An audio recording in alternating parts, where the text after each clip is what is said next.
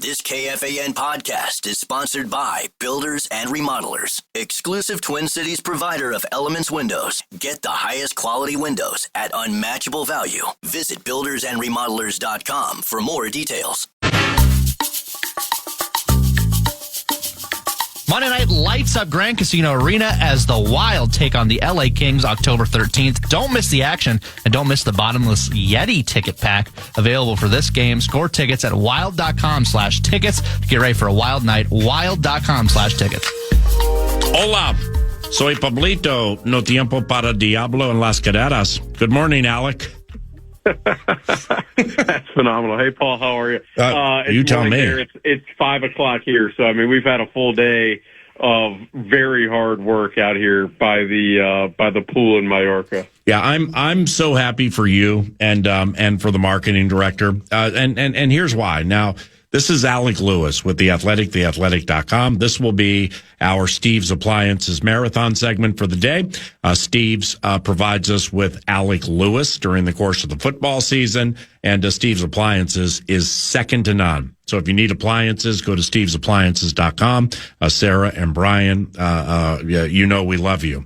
So the reason it's how much fun are you having in Spain? And what makes me really, really happy for you specifically is after that week and a half in Ireland and in London, well, I mean, there are jobs to do. So, yes, you can hit pubs. Yes, you can have fish and chips. Yes, you can go to certain places. But at the end of the equation, there still are jobs to be done. You're after all that, you're vacationing in Spain, and it's the bomb, isn't it?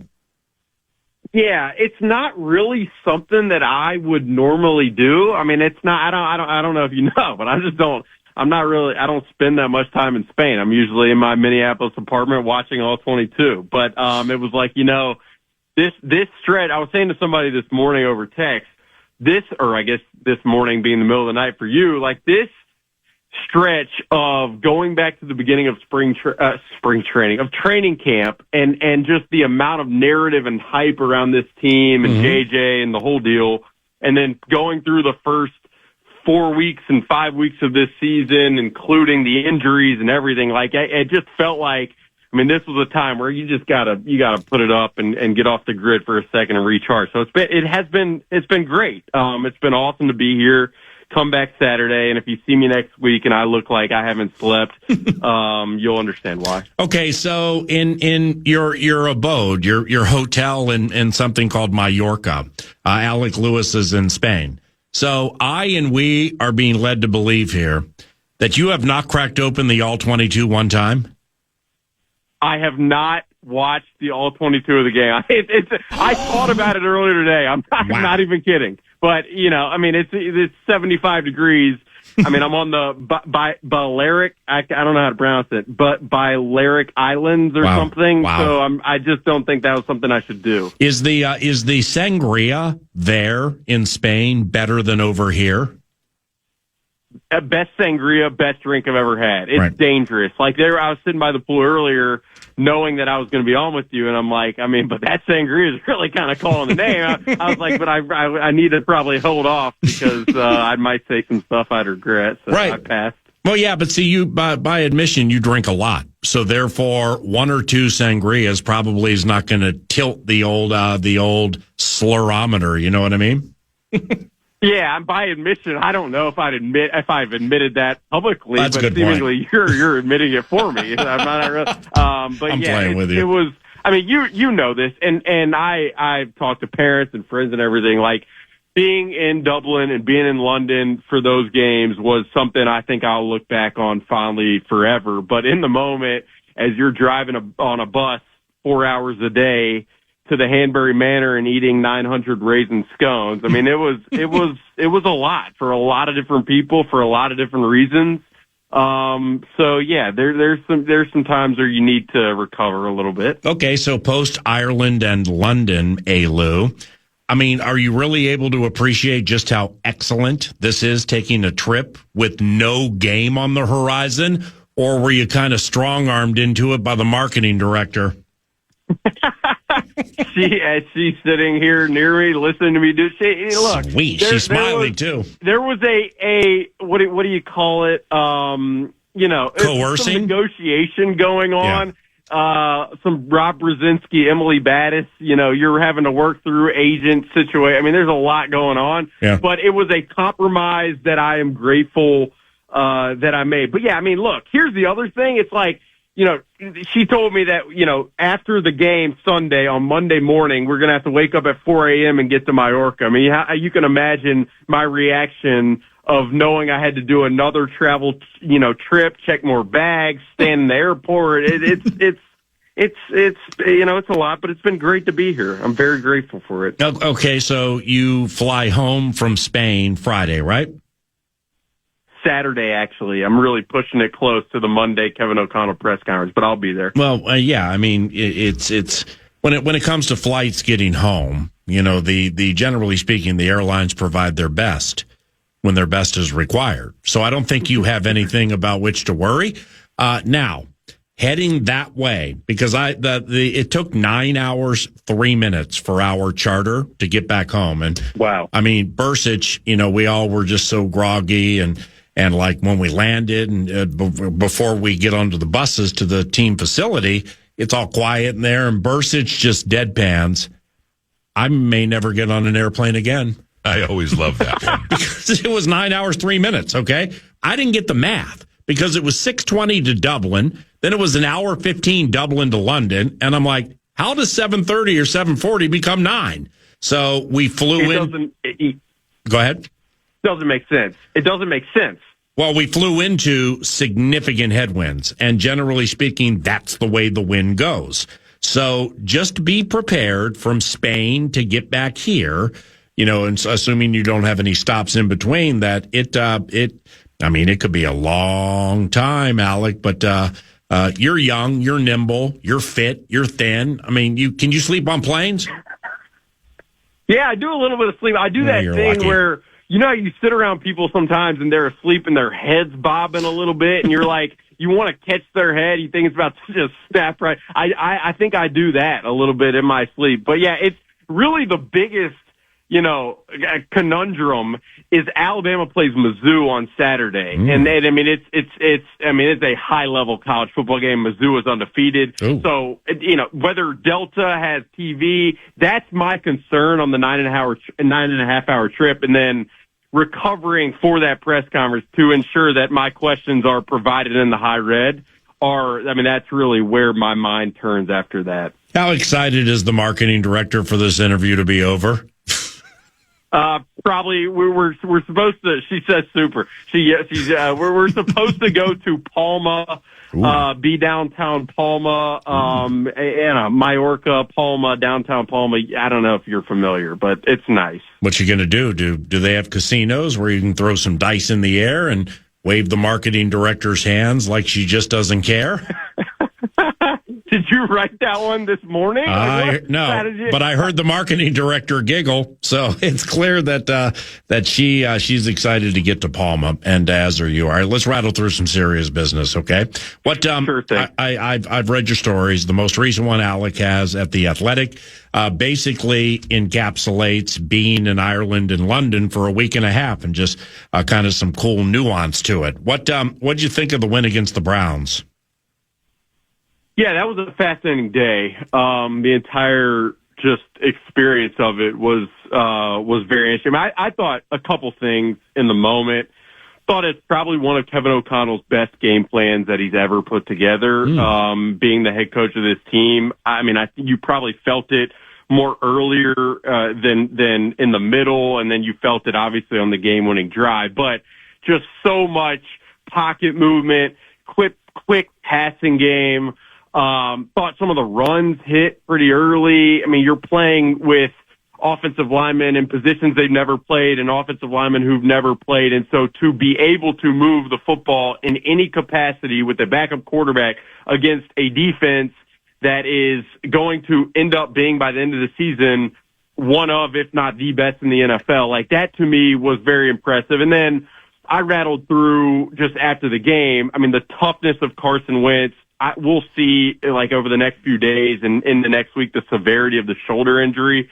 But, I mean, for that guy to play through what he did was very impressive to me. And then Justin Jefferson, obviously, he leads this whole thing and makes it all go. But I said this like weeks ago, but watching him getting to watch him play on a week-to-week basis in person is something that I am beyond thankful for, because he is a special dude and a special player. And I felt like he really supercharged that entire effort that obviously ended with Jordan Addison catching the winning touchdown. How are you going to feel if today at 7 p.m. Cornfields, the Vikings make a whopper of a trade and it's 2 a.m. Mallorca time and you're sleeping? How are you going to feel about that? It would be a little bit stressful, but look, when you do this job, you sign up. That's what you sign up for. So you get to go to Europe with you might have to wake up in the morning and spin a story. That's part of the job. I think a lot of people probably needed some rest coming off the first 5 weeks. So I don't know how active on a whatever day it is, Wednesday, Thursday, I expect them to be, but who knows? Anything could happen. Alec Lewis, The Athletic, theathletic.com. We were texting a little bit yesterday, and so I asked him to come on the radio show from Spain, and he acquiesced, much to the chagrin of the marketing director. And Alec's appearance is courtesy of Steve's Appliances and stevesappliances.com. Now, with Wentz and that shoulder ailment, Carson has a bad shoulder. He went 9 for 9 on the game-winning drive. So how significant do you think this malady is? And would you bet McCarthy leads the charge out of the bye? Yeah, it's a great question on the shoulder. I mean, I wrote this, and I don't know if we talked about this or not, but Tuesday after the Steelers game in London, a bunch of the guys played golf, and Carson, who loves golf, I mean, this guy, it's like one of his hobbies, things he does all the time, has wanted to get out to Hazeltine, all that stuff.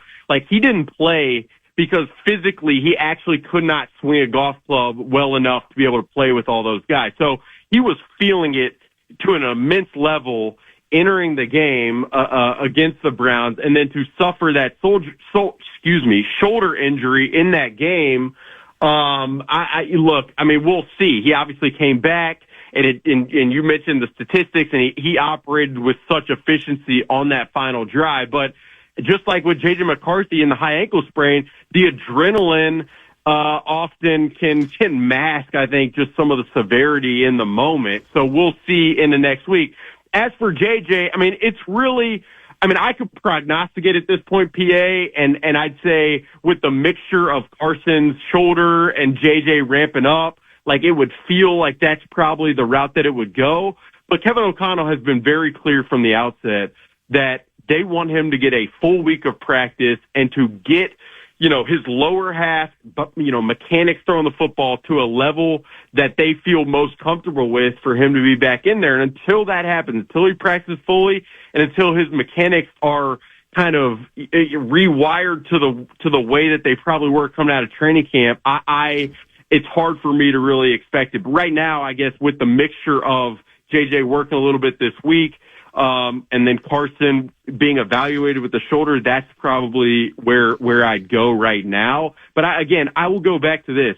When you think about the game plan Kevin put together against the Browns, and obviously there will be a lot of talk about the Eagles and how good they are and talented and all that, like, you got to feel pretty comfortable that you're going to be in the fight regardless, just knowing the systems in place to put the guy in the right spot. And I think that should give some comfort amid all of the uncertainty at obviously quarterback and everywhere else. Permission from the marketing director to unfurl 2, maybe 3 more questions?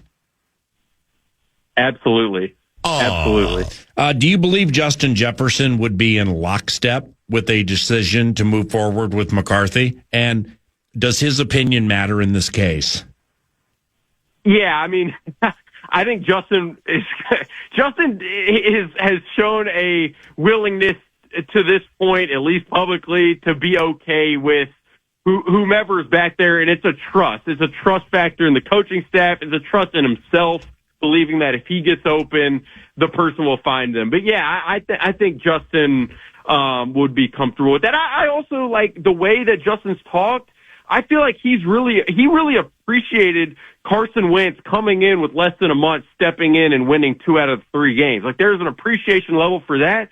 There's also an understanding from a guy like Justin who is as aware as he is to know what we all know, that J.J. McCarthy, it was never going at his age, given his inexperience, given how long it had been since he played it in a game, much less at this speed, like it was never going to be perfect through 3 games. So I think Justin understands, because of the conversations he's had with the coaching staff, that it was going to take time and that you have to lead your way through it. And Justin, to his credit, has done that at a level that I think would have very little comparison across the league from people of his stature and his status and his talent.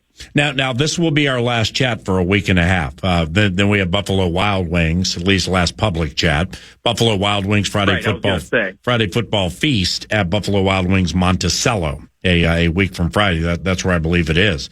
So some things can change, obviously, before we hook up, at least on the radio. And so let me lay this question out with the right to change the opinion when I see you a week from Friday. Which wounded players do you anticipate return after the bye or thereabouts? Yeah, I'd say the couple that come to mind immediately would be Blake Cashman would be one of them. He's obviously been on IR with the hamstring. I'm still a little iffy right now, just from what I've heard on Andrew Van Ginkel. It sounds like, they're doing everything they can to try to pinpoint kind of the nature of the neck injury that's kind of lingered. I think Christian Darrisaw with another week, I expect his workload to tick back up to where it was probably around Cincinnati. I'm trying to think of who all. I expect Harrison Smith's workload Aaron Jones. Aaron Jones is probably, I would expect him to be limited on the injury report maybe early next week to potentially ramp up. And then Brian O'Neill, I mean, we'll see. I wouldn't be surprised if for him coming off the sprained MCL, like it goes maybe right past, the Chargers game. But again, that guy, this PA as well as I do. I mean, Brian O'Neill is chomping at the bit to get out there. He was walking around the Hanbury Manor Resort in London to try to get that knee ready and is just a key, focal point of the team. But I'd say if you can get Blake Cashman back, potentially Aaron Jones, I mean, you really start to piece it together. I think defensively, the run game would take an uptick with Blake Cashman in there, obviously. And I really think a week of rest for the interior and everybody should probably benefit that side. And Kevin O'Connell talked about like spending this week wanting to identify what the identity of this team really is. And I thought his quote on that has been really astute and also telling of, they, as a staff, they want to sift through how much of what this first 5 games has been is a product of the amount of players we haven't had versus like who we actually are. And so I think coming out of the bye, I'd expect them to really lean into a couple things. One of them being just the defense continuing to be the tempo part of this team. And then the run game. Like you look at all the advanced metrics, they've been pretty freaking good in the run game. And a lot of that is a byproduct of Jordan Mason. But you get Aaron Jones back in, I think you feel pretty good about those 2 aspects. And then you just hope for development and piecing more together with Jordan Addison back in the fold from a passing game standpoint to kind of get this thing to a place that I think they envisioned prior to the season. Last one, football wise, then one on Mallorca. Did you sense into the equation the week and a half over there? The majority of the team appreciated the opportunity, or was pining to get home and just kind of got a little cranky at the end? Yeah, I felt like early on it was like a wide-eyed, this is cool, what is Ireland, what is Dublin? And I also think one thing I would like to mention is Dublin, and you stated like near the team hotel or at the team hotel, that was very much like in the city, whereas in London, for the London game and spending the entire week there, it was an hour and a half removed from central London, very hard to get to the city, very far removed from family and all that stuff. And so I did feel like by the end of it, maybe some of the young guys were still enjoying every aspect of it, but probably a lot of the vets, guys who were playing banged up, it was like, want to get home to my bed, want to get home to my wife, want to get home to like where I recover. And I felt like that was from, players, staff, a lot of people around the team. And you totally get it. I mean, again, pretty secluded in the English countryside for an entire week, practicing in suboptimal conditions. Like it took a toll. There's no question. I don't expect any team signs up to do a multi-country trip in back-to-back weeks anytime soon. Will you visit Barcelona or maybe San Sebastian? Have you been to either one of those? No, I've never been to Spain. I've been to Blaine, but I've never been to Spain. I'm actually going to Barcelona tomorrow. I've never been to Barcelona. I've been told great things. So yeah, we're bouncing Mallorca to Barcelona, and then we'll be flying back to watch football over the weekend. But no, you haven't been to Spain. It's worth the hype. I'm not going to lie. It's nice. It's America's great too. After being gone for as long as I've been, it gives you appreciation for how special that place is too. Okay, so for the marketing director, and it's 5:27 Spain time, Mallorca time. If you're so inclined, research gourmet tapas and wine tour in Palma de Mallorca. Okay, it's a gourmet tapas and wine tour, Palma de Mallorca. It's close to where you're staying, and I think both of you would really enjoy it. And I'm taking your recommendation, even though you've never been here. Oh, right. I Googled Mallorca top attractions while you were giving a long-winded answer. I went through 6 of them, and this looks best when it comes to multiple species. Yeah, no, look, there was a lot of long-winded. There was one where I almost got lost, and I'm like, I should have just done the sangria anyway. That's kind of how it goes. But no, I'll let her know as she's, there's shopping and stuff that's got to happen. You know how it goes. You are the best, young man. I look forward to seeing you next week. Safe travels. Tell Ellen yours truly says hello, and hello, and enjoy your evening. Okay, so. And good morning here, and good evening there. All right, and good morning. And how is? No, thank you for having me. Always fun. And I'll let you know if we go to the tapas place that you found by a very phenomenal investigation. Alec, on Google.com. I said tapas, not topless. Okay, if you guys go to a topless place, that's between you and the marketing director, and we don't need to share that on the radio. It's a family audience. And how is Pancho Villa? Maybe you're the one who had sangria this morning. All right. Thank you. See you, bud. Oh, young Alec, never flappable. Some are ever flappable. He's never flappable. Same for Double B, Brett Blakemore, rarely flappable. In fact, he's indefatigable. And his tenacity is that of steel. He also has money to give away, and here it is. This is true. The Fan and 2 men in a junk truck want to give you a shot to win bonus bucks to the National Cash Contest. Head to KFAN.com. Keyword deposits for this hour. Keyword deposit. KFAN.com. Keyword deposits. Minneapolis, it's time to put on your baggy sweatshirt and get ready to laugh. Comedy icon Adam Sandler is bringing his You're My Best Friend tour to Grand Casino Arena October 22nd. Don't miss out on brand new jokes, classic bits, maybe even a song or two. Tickets on sale now. Get full details, KFAN.com, keyword calendar. Got it free to Hartman through the slot. Ryan Hartman hands it off. Kaprizov hack one left side. Boldy a shot. He scores! Matt Boldy ties game 1 late in the first off a nice passing play. And it's a 1-1 game here in Vegas. Faith and Goal. October 26th, Faith and Family Day for the Minnesota Wild. They play the San Jose Sharks. Wild.com for tickets. Wild.com for tickets. 9 to noon was, and always will be your hashtag faith leader. That's age old with 9 to noon. In fact, I think it was on T-shirts like 20 years ago. So taking that word faith and tying it into the Minnesota Wild, into the 2025-2026 season. This debuts tomorrow night on KFAN, your hockey audio leader from St. Louis. Joe O'Donnell and Tom Reed on the call. Now, but when it comes to the team and the hashtag faith, Double B is a noted Minnesota Wild follower and somebody who pays very close attention to the program. So I'm going to hit him with a couple of things here. We'll see where it goes. Double B, good morning. Good morning. How much faith do you have in Kirill Kaprizov being one of the very best players in the game, and why?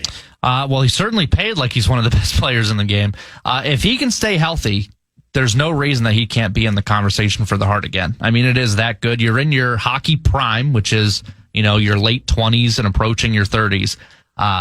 He is just a game changer of a player. And you saw it last year when he went down, the team immediately just plummeted to where they had to sneak into the playoffs. But when he was healthy, they were first place in the league. And he was, I think, the favorite to win the Hart. So I have full faith in Kaprizov, barring injury, barring, tragedy, which could happen at any point in time to any player in any game. Barring that, there's no reason that he can't be in that Hart conversation again. Well said. Amen, brother. How much faith do you have in the totality of the Minnesota Wild's blue line? Now, I know Brodin down. I don't think he's going on an injured list, but somebody else is. Maybe I got that wrong. But nevertheless, Brodin is down. So let's just take the best of the best and put them all together, because eventually, hopefully, they'll all be healthy. The blue liners, Broxy, Zeev, Brodin Z, and so on. Your level of faith in said blue line. I like Mid Z. I like Fabe Z, Buyam Z, Spurd G. I like all of them. And Brodin, he's day-to-day. They didn't put him on the IR, which is good news. Probably won't play for a little while, but he's still not far off. This top four is really, really good. And I'd even go to say, if they end up putting Buyam on the bottom line with Bogosian, that's fine by me. We still don't really know what Juracek is. They gave up a first-round pick for him. I am ultra confident. I think that might be the most, I like Gus too. I'm so confident in the defensive unit right now in the way that they can play. Spurgy, you said. Yes. Excuse me while I whip this out. Your hashtag faith in head coach John Hines. To be honest, I don't really have a good enough. I mean, we have a big sample size of him. I'm going to nitpick the lines because that's what I like to do. Because I like to see the young guys get a chance, and I'm a little annoyed, but understand what he's doing with the lines as they are right now. But I also think that he's good at the matchups, and he's good at getting the right lines out there and getting shut down lines. I think it's not just as simple as he puts out the lines and then, well, that's it. We'll watch the game. So I really don't have I'm not a Hines get him out of here guy. I'm not even close to that. But I'm not really a giant defender. I think he's good, and I think there's no reason that this team can't win with him as the coach. Double B, your faith in Zeev Buyam, who's into his second year. I really like Zeev. I like Zeev a lot. He's got so much potential. He's quarterbacking the power play, which you just love to see. Hopefully that transpires tomorrow. I would really like to see him given that chance, because I was worried that this coaching staff were kind of out on him once they benched him in the playoffs. Thankfully, he's still getting his shot. He's got skill. He's got speed. He's, in my opinion, defensively responsible, not a liability. I love seeing young guys get a chance, and he's the next one. They essentially ran to the podium to get Buyam because he fell to them. So very happy, and I can't wait to see what he does tomorrow. Faith and goal. Who scores more goals and why? Ooh. Zeev Buyam or Brock Faber? I actually think it will be Zeev. Wow. And it's not like a shot at Brock Faber. No, but Faber's favored in that equation. I like Zeev just by virtue of being on the power play, although he doesn't shoot that much in the power play. But I think that's going to net him a little more offensive opportunities. I think Faber, he takes his shots from the point, but I think I don't really see his best strength as goal scoring. Offensive producing and goal scoring are two different things. I would say goal scoring isn't his best attribute. He's still really good at it, and I love Brock Faber. Don't get me wrong. All right. Faith, the Minnesota Wild, absolutely will make the postseason. 100%. I think they're 100%. At least a lock. That would be my bet if you would let me in the next segment. I think they make the playoffs. Barring a Kaprizov injury, they make the playoffs comfortably. Mm-hmm. Now, it is a very tough Central Division, but I hesitate to say that too because, for instance, last year the Predators made all these moves, and we thought, oh, here they go, they're really going for it, and they stunk. So we really just don't know until we get a month or two into the season how it's going to go. But barring injury to Kaprizov, really, and that's it. I have faith pretty much on the depth everywhere else in this team. Barring an injury to him, I think they make the playoffs comfortably. And the question is, and I'm sure you're going to ask at some point, do they get out of the first round? Time for two more. Do you have faith? Said squad will win a playoff series for the first time in a decade. I have optimism that they win a playoff series. How'd you know I was going to ask that question? Well, that's the $1 million question of this franchise, really, as long as they've been a thing. I have optimism. I have hope. Do I have faith? I'm just at a spot where I need to see it to believe it, unfortunately, which sucks. I understand. But I have hope. If and or when it happens, you'll be like, yes. Yeah, you'll be a walking trumpet applause. All right, lastly. If they play 5 games in the first round and take an L. No! That's about where we're at. Lastly. Faith and goal. Faith in Matt Boldy and what we should expect from him this year. Yeah, it's interesting because he's starting on the top line with Zuccarello being out. So that's going to be him, Rossi, Kaprizov's going to be a juggernaut of a line. My question is, where does the scoring come from on the other lines? If that line's not going, we got to have something. I hope that Boldy, when Zuccarello gets back, gets his own line, maybe with Ek, maybe with Urov, maybe with Ogren, have some offensive capability, and they can be that secondary scoring. I think he's good enough to do that. We found out last season, I don't think he's good enough to be the guy to carry the team offensively on his back. I think when he tries too hard to be the guy, it seems like he's almost, the classic gripping the stick too hard. I think when he's an ancillary, the pressure's not on him, and he's, the number 2, the Scottie Pippen to Kirill's Michael Jordan, I think he's really good. Scottie Pippen, former NBA player. Wow, the reference. I know. Caught me off guard. Yeah. Jeez. Okay.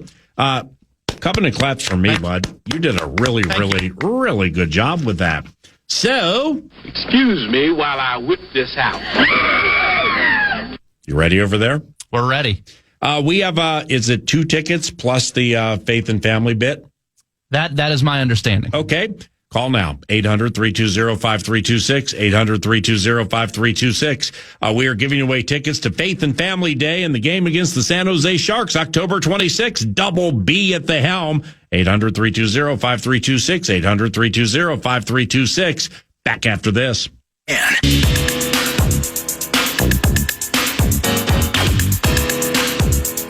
Well, you got a teammate over there, don't you? Miss Kara Savage. You can still call in right now, 1-800-320-5326. We got a handful to give away. What, we still have more Faith and Family Wild Sharks ticket packages to give away? We're just spreading them out. The phone lines have been jammed ever since we went to a break last segment. So am I missing something here? We got 10 of those suckers to give away. Oh, I know. We got Let's 6. go. We got 6 phone lines. I know. So we're working our way through them. Okay, so Kara's taking all of the appropriate information. Yeah. Okay. I see. So you got rules and everything, like people haven't won and previously and X amount of that whole thing, right? Okay, I get it. Yes. Well, Kara, thank you for the help. Double B, thank you for the help today. And by the way, 9 to noon, at 11 o'clock, Vikings talkbacks. 3-2. 9 to noon at 11 o'clock. Excuse me while I whip this out. Talkbacks. Really two-toned. Tommy Two-Toned, where it's the Vikings-related talkbacks always welcome in the Love Covenant. Like, who do you want to be the quarterback and why when they come back? Who do you want to be the quarterback and why? Where do we go from here off the 3-2 record? Where do we go from here off the 3-2 record? And also off the last segment, where Double B did a really good job laying some things out. Faith and goal. What is your level of faith the Wild will have a successful season, and what's your definition of successful in this case for them? Now, that's the free iHeartRadio app. It's the free iHeart Audio app. We're going to call it iHeart Audio app, even though iHeartMedia and iHeartRadio still calls it iHeartRadio app. We're ahead of the curve here. I always love that. It's the iHeart Audio app. Download and listen now. You find a baby microphone by the KFAN thing. KFAN bit, and you can unfurl with whatever you want for yours truly involving the Minnesota Vikings, but can include, while not being limited to, who do you want the quarterback to be and why? Where do we go from here off the 3-2 record? What's your level of faith the Wild will have a successful season? And what exactly is your definition of successful in this individual case? Can I get a witness via the Talkback Covenant? Amen, brother! Meanwhile, Brett Blakemore produces today, and whenever he's around, we like to do Brett's Bits and Bets, or Brett's Bits and a Bet. And then them talkbacks about 11:05, so go on and take it away over there, brother. Number 1. Well, go here. You didn't get a chance to. You asked it to Florio, but I want to hear your opinion on this Monday Night Football game, this week in general, because we've seen teams that we think in the NFL are powerhouses go down. The Eagles lose in weird and borderline embarrassing fashion at home. The Broncos are a good team, and Bo Nix is a good player, but you blow what was it, a 10-point lead in the fourth quarter at home? Not good look. They got outscored like 18 or 18-0 or something in the fourth quarter. Something like that, yeah. Crazy. You've got the Monday Night Football game, the Chiefs, where Trevor Lawrence, that's a frisky and fun team. They go out and beat the Chiefs and take it to them. And then you've also got the Bills, who just came out completely flat. Just didn't want to have the ball at all, was giving it away, coughing it up constantly. What do you think? Is this a evening week for the NFL, a parity week in the NFL? So what are we doing here? I mean, are you massaging my football mind to pave the way for what will be Brett's bet or bets moving forward? In other words, your fat, juicy squad, just has to be favored by, I haven't looked at any point spread yet. Have you looked at, and don't tell me, have you looked at the point spread for your fat, juicy squad hosting Dim Bengals 325 on Sunday? I have seen the spread for my fat, cheesy, juicy squad. Let me see. Yes. I'm going to make off a bye with Flacco. Is Jake Browning hurt? They traded for Joe Flacco. Okay. But is Browning hurt? I think his ego's hurt. Well, right. But yeah, I think they're going Flacco as far as I'm concerned. Yeah, well, Florio was like, Flacco's going to play the Green Bay Packers for a second time this year. I had forgotten that he played them already once. When did he? For whom did he play when he played them earlier? What happened? No, but what happened? I'm playing with you. The Packers are tied for the least amount of losses in the NFL. That's a very good point. That's a fact. And tied for the most ties. Yes. Let's see. How do these favorites look this week? Niners at Tampa. Yeah, I really don't feel like analyzing any of this right now. I did not watch Monday Night Football. I could not care less at that stage. Absence makes the heart grow fonder. Trying to get that body clock going again. So I'm just, with whatever your question was, I'm going to say yeah. Yeah, I'm going to say that this is an evening out process this week. And your fat, juicy squad should beat somebody by 10 points or more, unless Flacco does Flacco things. I'll start getting back into it this weekend. Fair enough. The Wolves, they're in preseason action. They They lost in overtime. I was almost convinced that they just didn't play the overtime because the alerts I was getting on my phone just didn't say anything. Overtime. That's what I've got. In any preseason. Yeah, it's weird. Overtime in any preseason game. You know, King of the Rubes, Jimmy Knutson, and Johnny Athletic, they're going to be out there loving it. But, man, that's a lot of Johnny Juzang. How about Anthony Edwards? 17 points, 19 minutes. That's a pretty good rate. But everyone saw minutes. Nas, Julius, Rudy. So that was pretty much the team. Yeah, they lost in overtime, but it's preseason. But it's nice to see Ant and Co back out there. Well, there's no doubt about it. There's no doubt. And super special Rob Dillingham executing his toil. I believe October 20th, 9 to noon, will be at the Timberwolves training camp. And that means we will be embedded in the owner's / general manager's private suite overlooking practice with Finchy starting the show. So we'll start revving the engine for the old NBA season probably right around then. The NHL season. Oh, here. I mean, Kara's over there making friends. Yeah, seriously, we're still going. Kara, the average length of these conversations you're having with Rube Nation be mindful, we are giving them something. Not vice versa.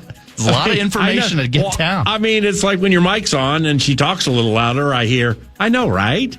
And I hear, well, the weather's bound to take a turn. You just, sooner or later, we're going to be looking at those snowplows. I know, right? So, wow, holy cow, she's over here having just long phone conversations. Speaking of snowplows. Number 3. The NHL season actually, I was going to say kicked off, but puck dropped. You watched the Lance last night against the Kings? I did not, mostly because it made me sick that they were winning and looked good again. I watched a lot of it's one game. I know, it's the but first I love game of the year. overreacting to it. That's the beauty that's of it. Okay. That's you. Well, you got a podcast with a super special Cindy, and I guess that's what people have to do to win. Yeah, Packer Review podcast available right now on the free iHeartRadio app. No, Panthers beat the Blackhawks 3-2. Penguins win in MSG 3-0. Avalanche beat the Kings 4-1. It just feels good to have real. I mean, the preseason's nice, but that was like real hockey. That you just hit me with a nil. And I was just adjacent to multiple pitches for a long time. Chelsea-Liverpool, I did not attend the game. But it's the highlights that I saw and the buzz in old London town. See, the MVP move that I made from a personal standpoint on this trip was I got on a train at like 6:45 in the morning from Ware by myself. No, where? Yeah, from Where. And then after Where, I went to Who, and then I went to How, and then I went to Why. And those were all the stops. Third base. Yeah. But I got into old London town early. And the city, it was Chelsea and Liverpool, right? I think so. There was there's a Chelsea game. I thought Chelsea was your team. Or no, Tottenham's your team. Tottenham's my team. Oh, okay. It was Chelsea and Liverpool, I'm pretty sure. Liverpool was undefeated, but it didn't stay that way this week. And so Liverpool was 5-0. And you talk about tabloid terrorism in like the Daily Mirror or whatever newspaper I was looking at. So Chelsea beats Liverpool. Yeah. And then the next day of the Vikings-Browns game, it was, honestly, it was how deeply rooted are the problems with the Liverpool covenant. And I mean, I had to be like, wow, this is kind of interesting because how that game ended. Oh, well, Liverpool was 5-0 into the game. So I think Arsenal actually is now atop the table. Is that how you say it? That would be how you say it. Yeah, I heard that a million times. That's why that's why on the Addison touchdown, I called him the man of the match. Brilliant. Because I had heard it somewhere, and it stuck with me, and Jordan Addison, he's the man of the match. I don't even know if they use that anymore, but they do. But do they still do that? Yeah, cool. it's essentially the 3 stars of the game in hockey, but it's just one, and you're the man of the match. Okay, so you heard that? I did. It was that or Addison from the outhouse to the penthouse. Because I'm not exactly sure Jordan was the man of the match. Wentz was kind of the man of the match. Sure. There were multiple men of the match. But anyway, so Chelsea and Liverpool, who knew? Okay. So on our bus ride from Hanbury Manor to Tottenham Hotspur, your favorite stadium, I'm sitting a row in front of Adam Thielen. And Thielen went to a Chelsea game middle of the week and was super fired up about this 17-year-old Chelsea has. Okay? You got to watch the second goal, the match winner. It was the match winner. Bruh, the guy just turned 17. He's 17 years old.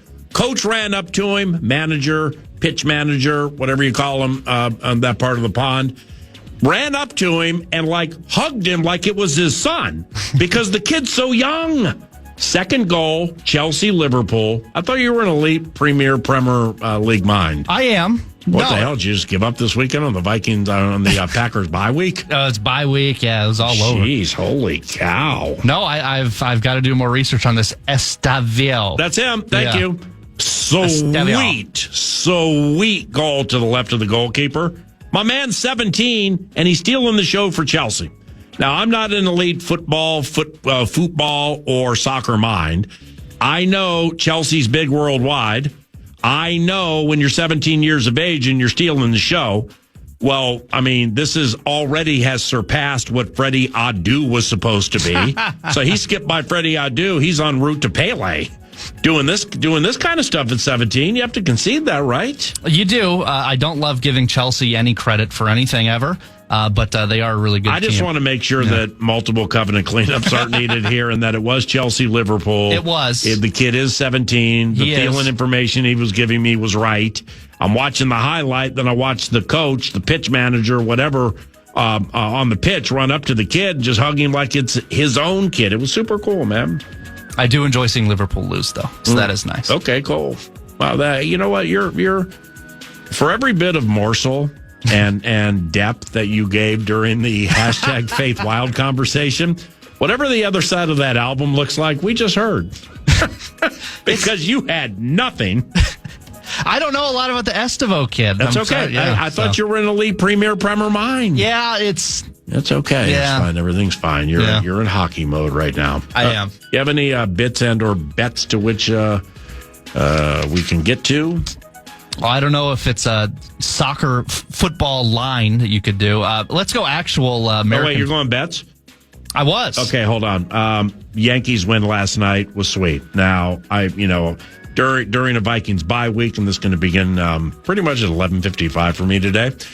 It's complete. Check out, tune out. I may watch football this weekend, or I may not. I'll be in Colorado. But Major League Baseball playoffs, that's a different bit. Now, I don't sit down and here's the first pitch from Brett Blakemore to Gleyber Torres. It's Gleyber Day. To the last pitch, but I do follow it pretty closely, and I like to watch it. Playoff baseball is the bomb. The crowds are the bomb. Yankees were dead and buried last night. Pinstripes dead and buried. Might have been down 5 or 6 runs. Then Judge Ian started doing Judge Ian things, and they came surging back and blew by Toronto to get a much-needed win. And what was key with that is every score in Major League Baseball playoffs so far has been 2-1 or 3-1 or 3-2, except for Yankees-Toronto games. So that was kind of sweet. And Seattle absolutely means business. Taking the motor out of the Motor City Kitties with that victory yesterday. Now you got Philadelphia with one of my favorites, Aaron Nola. He'll be pitching against Yamamoto and the LA Dodgers this evening. And even though the Minnesota Twins may have harshed the mellow of anybody who had followed at any point of their lives, that version of the beautiful game, the Abner Doubleday game, what used to be America's pastime, playoff baseball, the bomb, and some of the stuff last night was pretty cool. So go ahead and tout us. What do you got over there, brother? So when you're waiting all day for Sunday night and Carrie starts singing, you'll see the Lions and the Chiefs. And I'm going to do... What's the line? The line is Chiefs by 2.5. Ooh. I'm here to tell you, and this is admittedly, this is sadness insurance because I don't want the Lions to win. You don't want the Lions to win. We don't want the Lions to do anything well. I got you. You have to take the Lions. Money line. 2.5? Money line. Money line is Lions plus 114. So is your fat, juicy squad favored by 12 points or more? They're favored by 14. Yeah, I was going to make it a 12.5. Yeah. Okay, so you like the Lions plus the Puntas. And you know what? I would take them straight up on the money line. That's because they know how to play the Chiefs. I've said that for years. They may not win, but they know how to play the Chiefs. They've just been successful against them. Talkback Central around the corner. Got some Vikings talkers out there for you. Minnesota Wild debut tomorrow evening. So you can hashtag Faith It with us and tell us if the Wild will have a successful season. And in doing so, I'd really like you to contextually explain your version of successful season. I just like when people do that. Here at FM 100.3, KFAN, your audio leader in the iHeartRadio family. Okay.